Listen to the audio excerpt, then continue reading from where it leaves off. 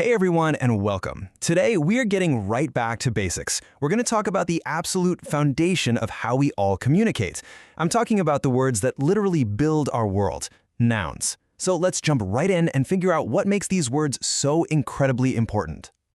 But before we really get going, let me just ask you a quick question. If you had to pick just one, the single most important type of word in any language, what would you say it is?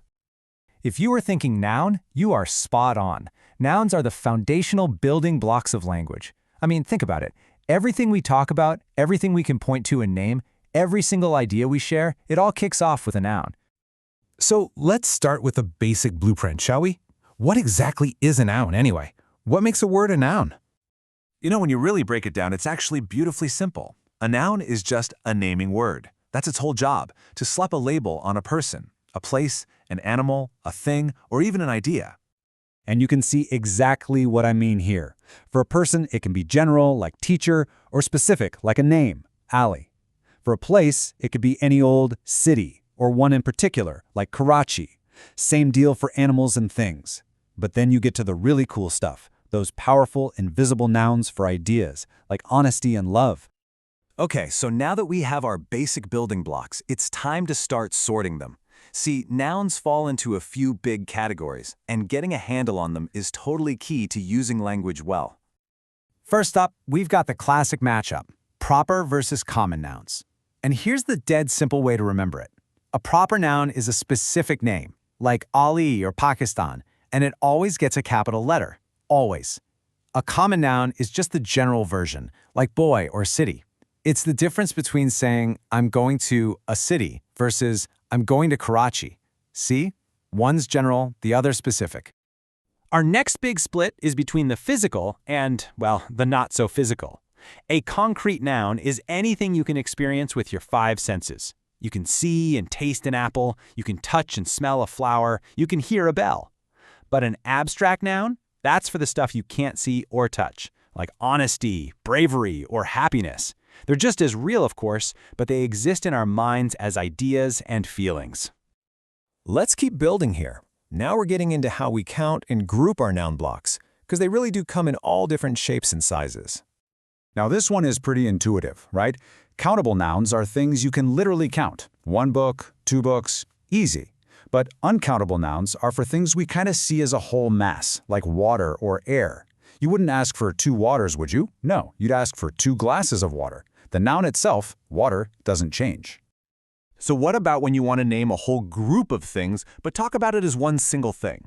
Well, for that, we have a very special tool, the collective noun. It takes a whole bunch of individuals and just wraps them up into one neat little package. And here are some of those classics you hear all the time.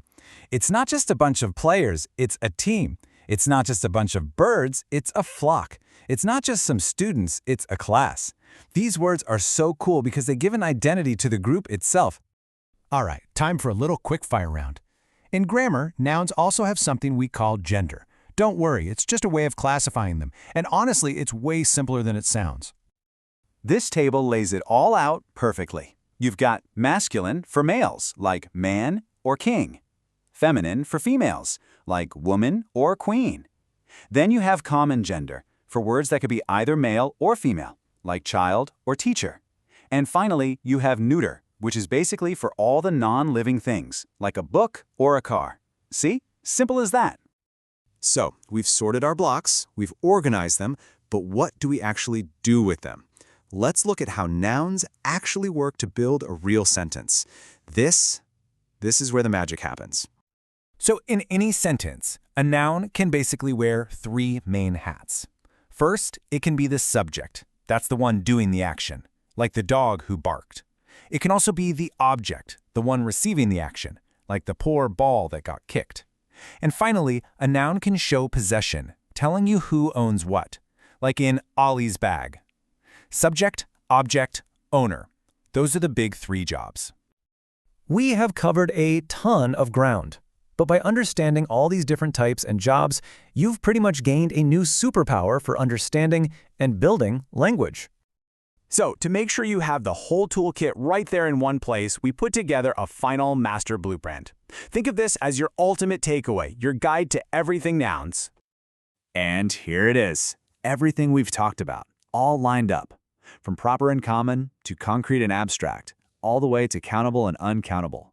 This right here is your quick reference guide, your cheat sheet to the entire world of nouns.